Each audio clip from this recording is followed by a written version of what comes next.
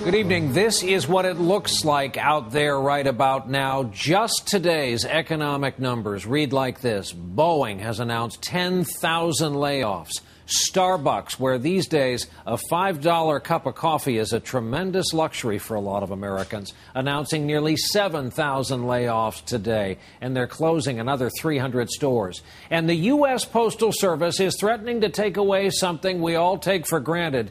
6-day-a-week mail delivery may go down to 5 in this economy.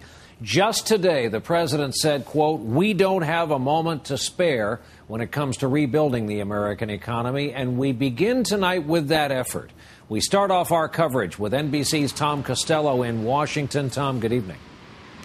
Brian, good evening. Since 1982, Congress has required the Postal Service to deliver mail to every address in America 6 days a week. But last year, they lost $3 billion. That could double this year. And now, the Postal Service talking about cutting back on service. While neither snow, nor rain, nor heat will keep postal workers from their appointed rounds, they may have met their match in a global recession. Today on Capitol Hill, the nation's Postmaster General asked Congress for permission to cut delivery by 1 day a week, possibly midweek. I have to tell you, I don't make this request lightly, but I'm forced to consider every option due to the severity of the challenge at hand. The Postal Service says the recession and internet revolution have led to a dramatic decrease in mail volume. In 2008, down more than 9 billion pieces compared to 2007, and a projected net loss of $6 billion or more this fiscal year. If the economy doesn't improve, the losses will exceed the agency's credit limits.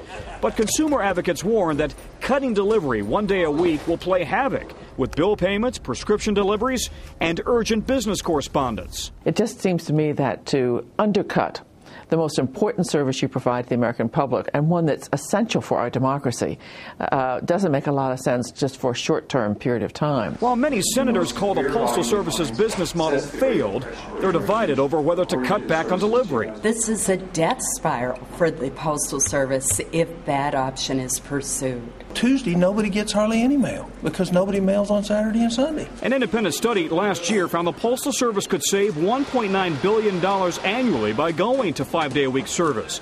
The agency thinks the savings could be $3.5 billion as it struggles through a challenging economy and changing times.